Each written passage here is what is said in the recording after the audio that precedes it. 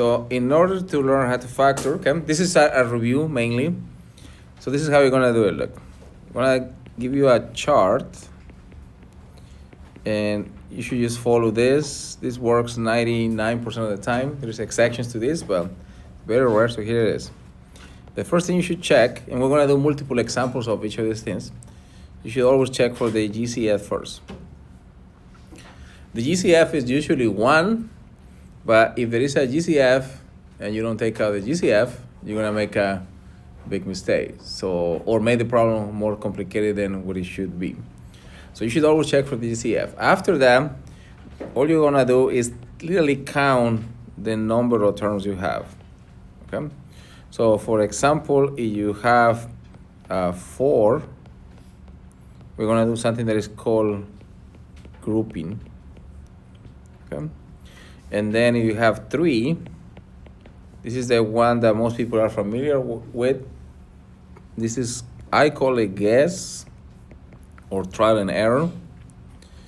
In high school, they usually call this the X method, Bax method, or whatever. And then you have 2 terms. You're gonna use a formula. There is technically 3 formulas, but in this class, you only have to worry about the difference of squares, which the formula is this. If it looks like this, the formula will be this. And we'll get to this like in 10 minutes to the formula, 10, 15 minutes. So this is what you should do. Check for the GCF. If there is a GCF, you take out the GCF and you're done. If not, then just count how many terms you have and just go from there. And there is actually a connection between these two. You can always change 3 into 4. You don't have to unless it's necessary. And usually you can also can combine this one with this one, but we'll get to that in a second. All right, any questions so far? All right, so let's go to the next page then. All right, so let's start here. So notice that this one has actually 2 terms.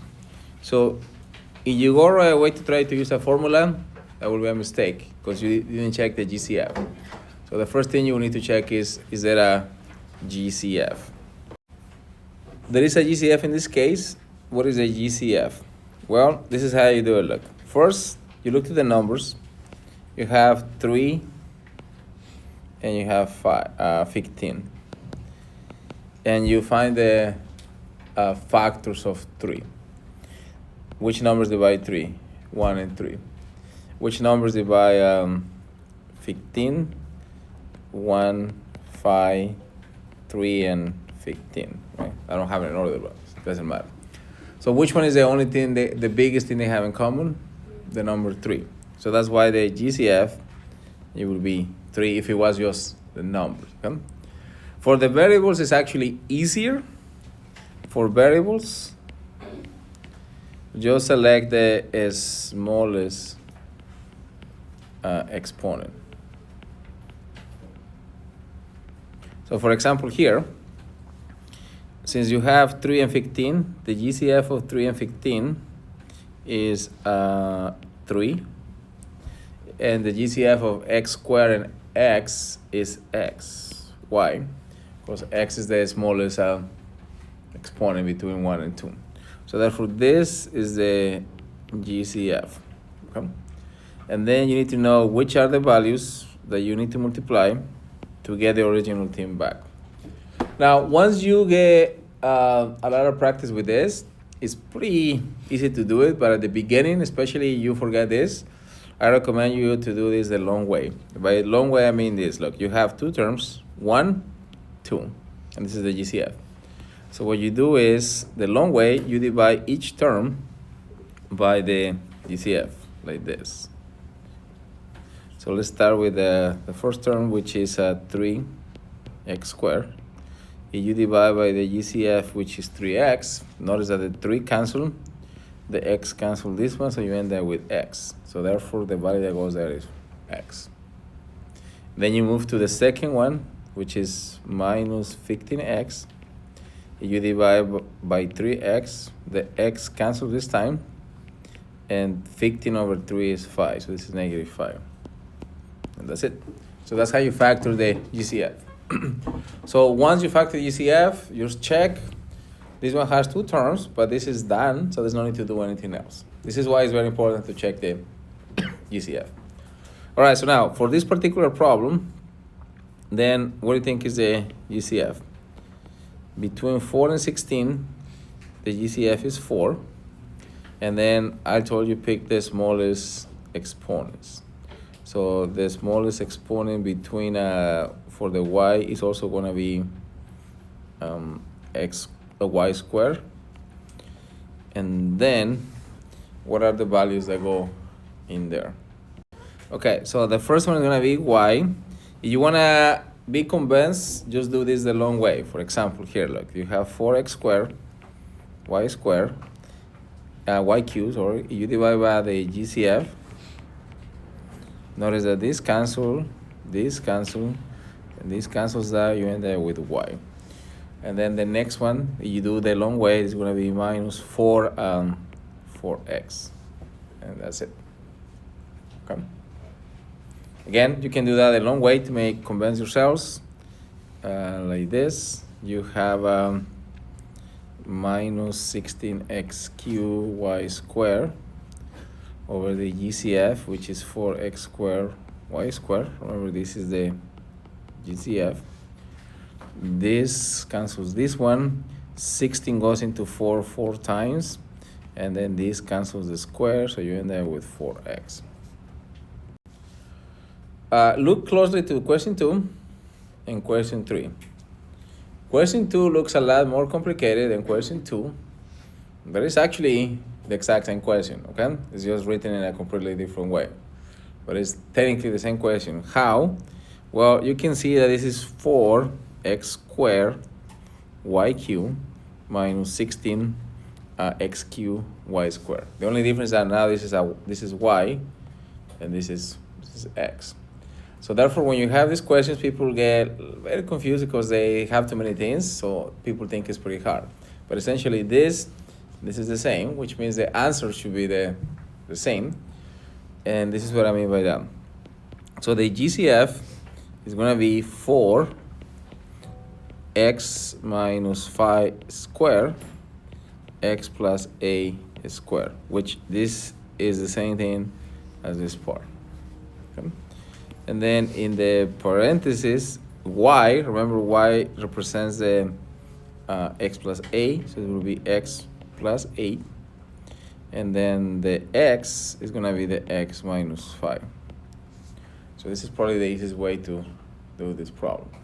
Now, you don't have to simplify anymore for now, but this is one of the problems where people think is very complicated, but if you look at this problem compared to this one, they're literally the same. Now, if you want to be convinced that this is the right way, remember, always do it the long way. You're not sure. For example, here, look, the first term, and by that I mean this, is 4x minus 5 squared. And the GCF, remember, was 4. This was the GCF. 4x minus 5 squared, x plus a squared. Notice the 4 cancels with this one. This cancel. This cancel. The only thing left is the x plus a. So the long way always shows you exactly, but once you do this many times, you don't have to do it the long way all the time. All right, so let's go to the number 4 is going to be a preview of what grouping is going to be, okay? So grouping, you're going to have 4 terms. Or you're going to have 4 terms for grouping. This one of the steps is already done. And this is what you need to look for. Look, here, notice that you have here a plus b, and you have a plus b there too, okay? So whenever you do grouping, after the first step, which we haven't done it, you should always get the exact same thing twice. So therefore, the last step it will be this. Whatever you had twice, which is a plus b in this case, you write that one time. And whatever is left, and by left, I mean this. The y in the minus x, that goes in the other parentheses. And that's how you do grouping, okay? So you have to make sure you get the exact same thing twice. Once you do that, you put that in one parenthesis. Whatever is left goes in the other one, okay? How do you know you have to do grouping? Well, you have 4 terms, and just because you have 4 terms doesn't mean you have to do grouping, but in this class, technically that's the case, except for maybe 1 or 2 examples, but usually 4 terms is gonna mean grouping. Now, how do we get the first step? Is this, look, once you check that this has 4 terms, you're gonna group, that's why it's called grouping, the first 2 and the second 2. And then essentially, this is gonna be like one of these problems. So you have like 2 of these problems. The only thing is, when you finish each of them, you better get the same thing twice. One of the pieces has to be the same, okay? And this is what I mean. So, if you focus on these 2 only, what's the GCF for that? Well, it's x squared. This is x plus 2, okay? Since you get x plus 2, you need to get x plus 2 again. So that tells you, okay, well, the GCF for the second part should be 3, and this is x plus 2. And you should check, this is 3x plus 6. So now notice you got the same thing twice, x plus 2, and then outside you have the x squared plus 3. So whatever you have twice, you write that one time, and whatever is left goes in the other parentheses. And that's how you do grouping. That's it. It's pretty simple, okay? So the x plus 3 goes here, and the x plus 2 here.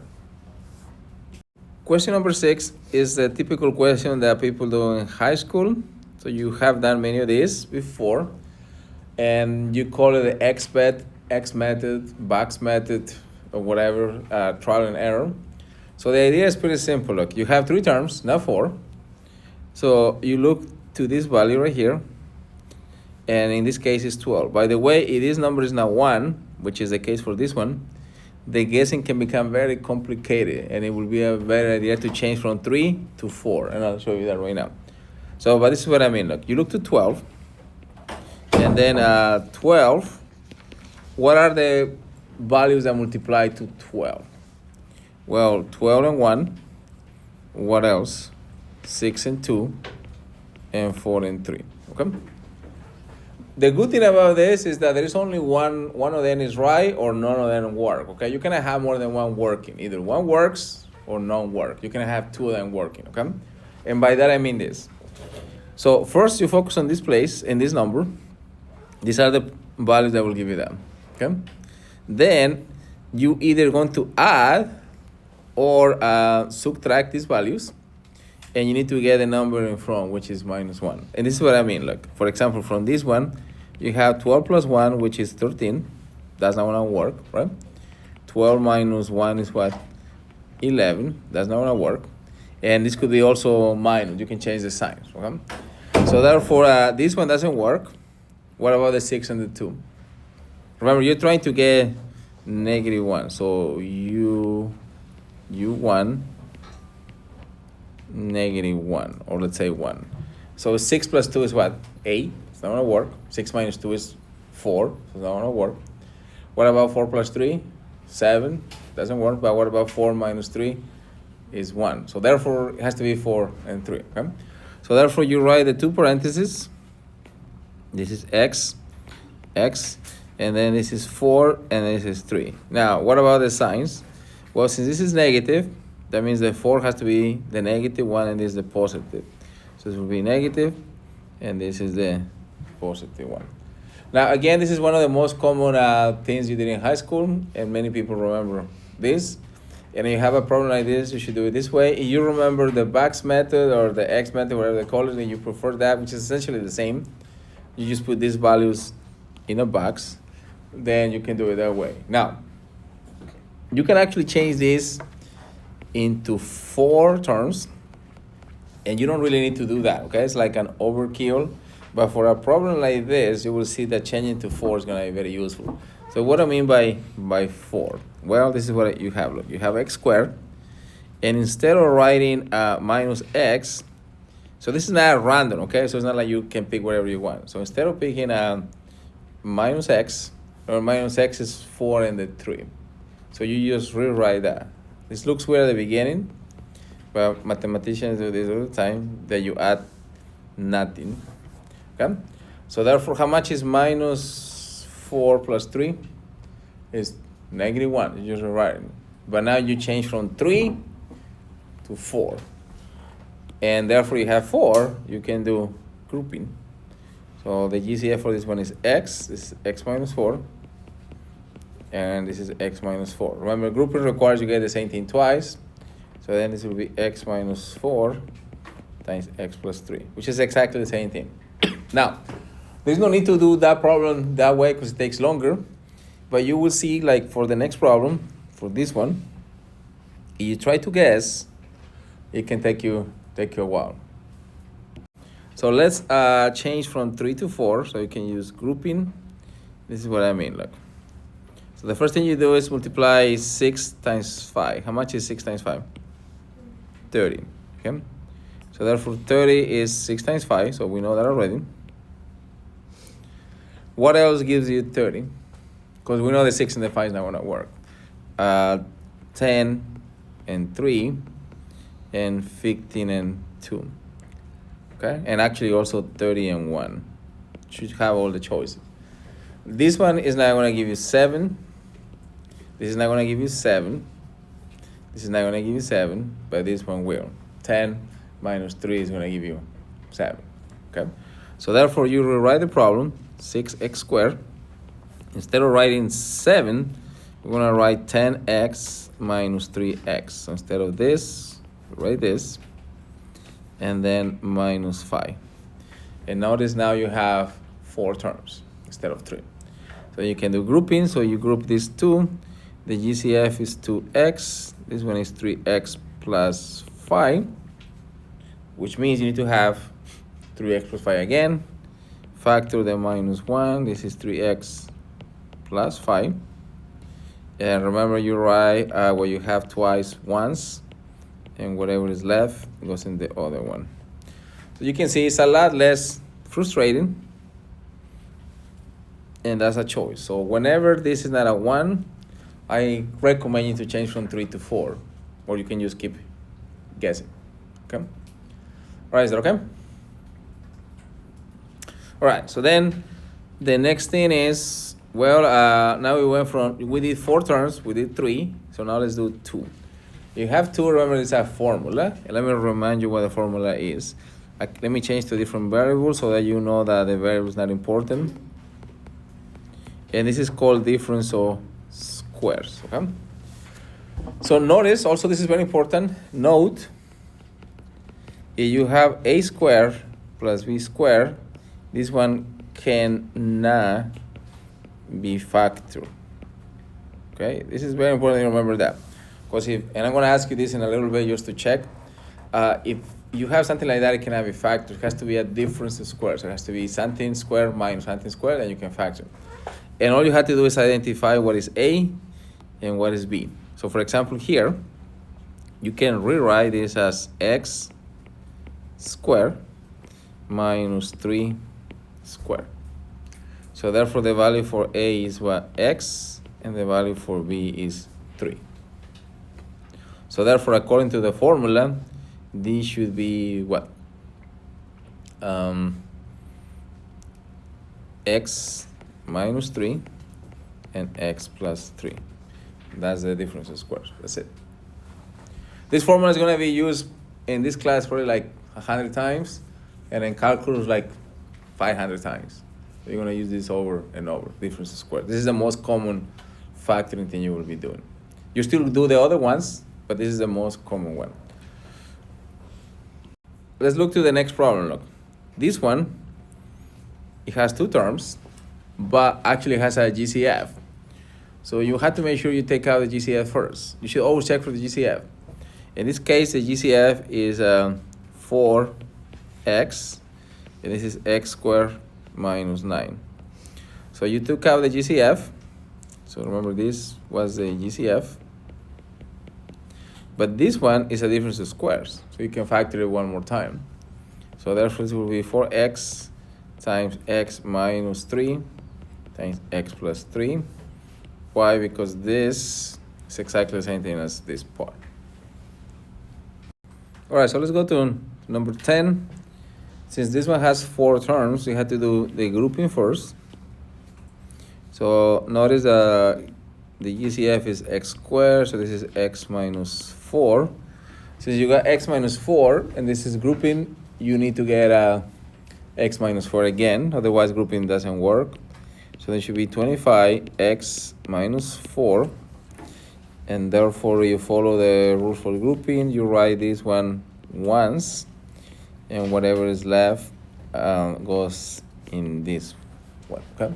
Now, since this is a difference of squares, you can use the formula. Again, this is the one that is the difference of squares. That factor as x minus 5 and x plus 5. And then once you get to this point, then you're done, okay? So now, note, I told you this already, that is a formula for difference of squares, but there is no formula for sum of squares, okay? And this can be frustrating when you're taking the quizzes or exams. So here it is. Look, let's say that the question instead,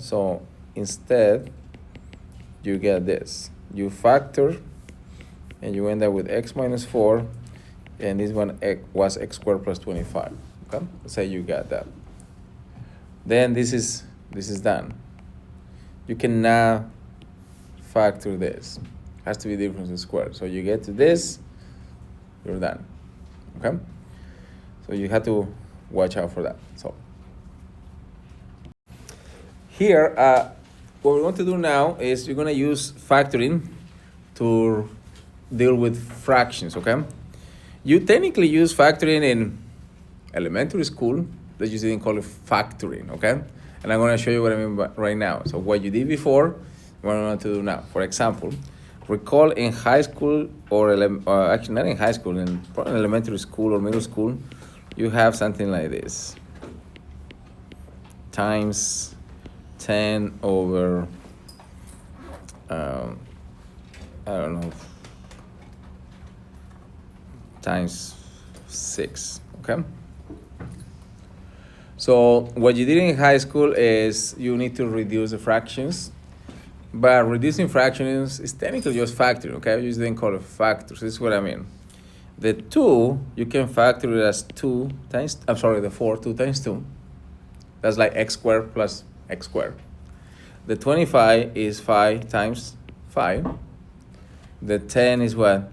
5 times 2. And the 6 is 2 times 3. Okay, that's good.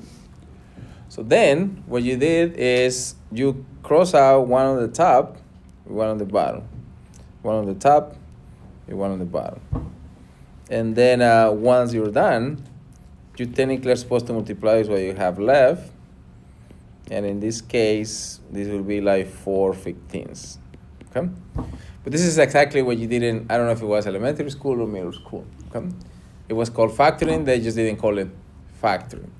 The difference is, you can think of this as being 4/25, and this as being 10/6. So now you had to factor each of them, and then just cross it out. So you had to follow the rules. So for example, the x minus 9 is a difference of squares. We did that already. That was x minus 3 and x plus 3. We factored this one also. This was, by guessing, x minus 4, x plus 3. The ones we haven't done are these two. So for example, this one, the GCF is x. So you factor the x, this is x minus 3. This one has 2 terms. So therefore, this is a difference of squares. Okay? And this one, you can write it as x squared minus 4 squared. So this will be x minus 4 and x plus 4. Okay, so that goes here. And then all you have to do is, just like this one, just like here, just cross one on the top with one on the bottom. So for example, here, you have x minus 3 here. That will cancel this one. What else can you cancel? You have x minus 4, cancel the x minus 4. The x plus 3 cancels the x plus 3. And what do we have left? On the top is x plus 4, and on the bottom is x. By the way, if everything gets canceled on the top, you get a 1. If everything is cancelled on the bottom, it's a 1. And that's it.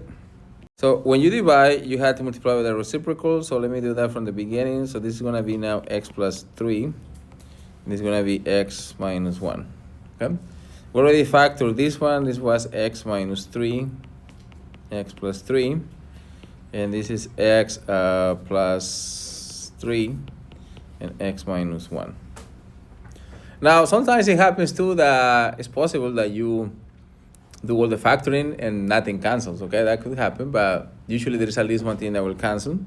So in this case, you can tell that this cancels with this.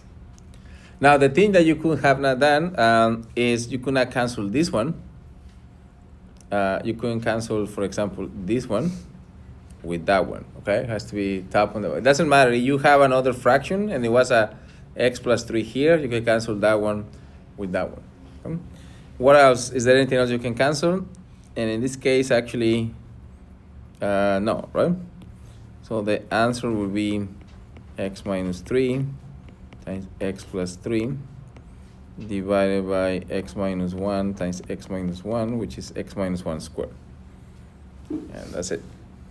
So before we do this problem, so let me refresh your memory on stuff you did before, either in middle school or at some point in your life. So here it is, look.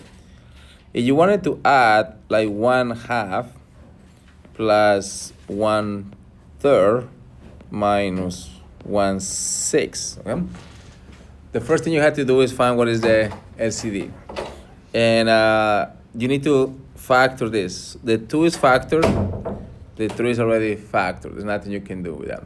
But the 6, you can factor it as what? 2 times 3, okay? So now pay attention to this because it's going to make life pretty easy. So the LCD, if I ask you in middle school what's LCD, you will say the LCD is what? 6. Here we're going to say the LCD is 2 times 3. When I want to say 6, it's 2 times 3. So that's LCD. And then the proper way to add the fractions or subtract the fractions, you will say, well, since the LCD is 3, what is this one? And by this one, I mean the numerator. What is this missing from this one? What is the part that is missing? Is the number 3, okay? And now, remember what I just told you 2 minutes ago? How much is 3 over 3? 1. So 1/2 times 1 is going to give you a different value, but still 1/2. Now, what is this one missing? 2. And the last one is missing nothing. So then after that, you check that they have the same denominator, which all of them have 6 or 2 times 3. And then you just add the top. That's it. So we're going to do exactly the same thing here. The only difference, you have to make sure that the bottoms are factored. So this one is factored, this one is factored, but this one is not. This is a difference of squares. So that one, we can factor it like this. This will be x minus 2 times x plus 2. Now, the rule to get the LCD is the LCD must contain all the terms that are different. And if you have a power, you have to go with that, which is not the case here. But here, clearly, like this one, look. The reason why the LCD was 6 is because you have 2, 3. The 6 is 2 times 3. So the two things that are different, that's the LCD. So in our case, the LCD is going to be x minus 2 times x plus 2. Okay? And just like this problem, you will check what is this missing from the LCD and just multiply by that. For these problems, it's better to write out all the steps, even though the problem can get a little lengthy. But this is what I mean. Look, so here, you are not missing anything. So just multiply this one by 1. Okay, that's it. But if you look to the next one, the x minus 2, you have only x minus 2, and you need x minus 2 and x plus 2. So therefore, we're going to multiply this by 1, but the 1 you need is going to be x plus 2 over x plus 2. Okay? So remember that this is nothing more than the number 1. And then you do the same thing with the last one. This will be 3x plus 2. And this one is missing now the x minus 2. Okay? All right, so now, once you get to this point, you should check this, this, and these are the same. They don't have to be in the same order, but you have the same thing. Once you get to that point, you can literally ignore the bottoms, okay? It's still there, you can ignore it, and just focus on the top. This is what I mean. Look, all of this, when you simplify, you're gonna have the LCD on the bottom, which, you know, in this particular case, the LCD is right here. So it's not that you don't have it, it's right there. But instead of writing all the time, so now you just focus on the top. In order to have this is x plus, what happens if you distribute this? I give you 5x, what about this? 10. What about this one? Minus 3x. What about this is plus 6. It actually may be better if you do one extra step. By an extra step, I mean this, look. It may be actually better if you do this. Write out what you're trying to do. So you minimize the mistakes you're trying to do. So it should be x minus 2. Then from here, you will get this part. So you distribute, you'll end up with this. And then you simplify. What are how many x's you have total? What is it? 3x. And what about the numbers? 16. And then the bottom is the LCD. At this point, you can still just write LCD, or actually write out what the LCD is at the very end. That's it. So notice that this is an expression. The difference between an expression and an equation is that an expression you simplify, and an equation you solve the problem. Okay, so that's the difference between the two. So here you're not solving, you're just simplifying, and that's the solution. We're gonna focus on the numerator now for now only. The LCD is the most important thing. In this case, this is already factored. This is already factored, so there's no need to factor anything else, okay? But since they're already factored, remember the LCD, this is like you have 1/2 minus 1/3.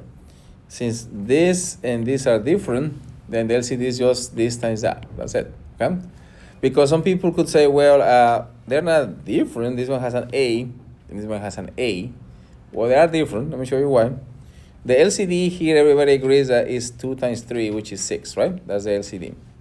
I could claim that 3 is 2 plus 1, and therefore they're not different because it has a 2 there. No, they are different. A and A plus H are completely different. Just like 3 is the same thing as 2 plus 1, or 1 plus, or 5 minus 2, or whatever. You can write any way you want. So they are different. So therefore the LCD here is A times A plus H. Okay? This is the LCD. And just like the previous example, well, this one is missing the A, which remember is multiplied by 1, and this one is missing the A plus H. Okay? Now, just like the previous example, on the bottom, you're going to have the LCD, and on the top is going to be A minus A plus H. And watch out for the negative sign. So this is what happens. You're going to have A minus H, you distribute, and then on the bottom, this is the LCD. Now, what can you simplify on the top? Or what cancels on the top? The A. So therefore, you only have minus H over the LCD. And at this point, if you want to, you can say this is H over A plus H, okay? So the reason why I do LCD, I already have it here, so I don't have to be writing every time, but you can if you want to, okay? All right, so now, notice that this part, okay, is exactly this. You simplify, you get this, okay? Again, this is gonna be very useful very soon, so remember this, okay? So now, usually when you have the fraction divided by a fraction, to divide a fraction, you have to multiply with the reciprocal, and this can be very confusing to people, okay? So the best way to deal with this, just remember, the blue part is already simplified, is equals to this, okay? So this is how you should deal with this. Look, let me ask you, this is a tricky question, so here it is. What's the difference between 5/4 and 1/4 times 5? What's the difference between those two things? And the answer is nothing. They're exactly the same thing. It's just how you write it or how you say it. Okay? So why is that important? Well, because therefore I can write this therefore as 1 over h times this. And this takes the mystery out that this is a fraction over a fraction. So technically it's like having this. This is the original thing. You say, well, I'm gonna write it as 1/4 times 5, which is exactly the same thing. Okay, it's just a different way to rewrite it. Why is that useful? Well, we already simplified this part. And for this one, remember we got minus h over a times a plus h. So you see how it makes things look nicer, because otherwise people don't know what to do with the h. Now just take a wild guess. What happens to the h? Well, the h will cancel this one, and the answer will be minus 1 over a plus h. You have this not on the exit quiz, but in the quiz for this week, and in the exam, and in the final for sure, this question, okay? So it can be written like this, or if you distribute, this is equals to this. It's the same thing. Let's go to the equations, and notice you have the equal sign here. The process is exactly the same. You factor this. In this case, this is still x minus 2, x plus 2, and the LCD is still x minus 2, x plus 2. That hasn't changed. Okay. The only difference now is that you have the equal sign. So remember that. Okay, so how is this different? Well, we're going to do the same thing. Look, from here, you're going to have x over x minus 2, x plus 2. I'll multiply this times 1. So it already has LCD. But then this one, you're going to multiply by x plus 2, which is what we did already. And this is the new part, the equal sign. You're going to have 3 x plus 2, and this one you're going to multiply by x minus 2. Okay. Now, in these problems, even more compared to the last ones, once you check that all the denominators are the same, you can literally just forget about the denominators. Like, you pretend they don't exist, just focus on the top. So when you focus on the top, that means you have x plus 5, x plus 2 equals to 3, x plus 2. So you don't have to worry about the denominators anymore once you have fixed the problem. And then from here, it just becomes a basic linear equation. So this is 5x plus 10. You distribute. This is 3x plus 6. And then it's a matter of combining like terms. Notice that this gives you 6x. And then just solve the problem from here. How do we do that? Okay, so if you move the x to the other side, you end up with what? 3x, and this is minus 4. Okay? You subtract 10. So therefore the answer is negative 4 over 3. All right, so first let's factor this. And usually the factor, at least for the exams and the quizzes, the factor is always going to be this times that. That's not always the case, but usually that's what it is. So it's x minus 3, x plus 2. So therefore the LCD is x minus 3 and x plus 2. Okay? So therefore the first one is missing nothing. So I multiply by 1. The second one is missing the x plus 2. And for this one, don't forget about the equal sign. And the last one is missing the x minus 3. Okay? And then, like I just told her, once you check that this, and this are the same, You can literally just forget about the denominators and focus on the top. This is what you have. Okay? And then you just have to solve this equation. So therefore this is x plus 3 plus 3x plus 6. Okay. And then you combine this is for x plus 9 is to x minus 3. And then subtract x. So this cancels, so you end up with 3x. And then you move this to the other side. You will end up with minus 12. So x equals to negative 4.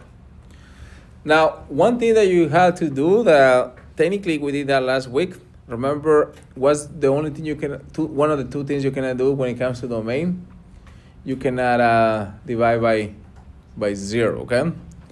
So therefore here, it's very important that if you check at this problem, and it's the same, similar for the previous one, the answer here, the answer cannot be x equals to 3 or x equals to minus 2 because they're not part of the domain.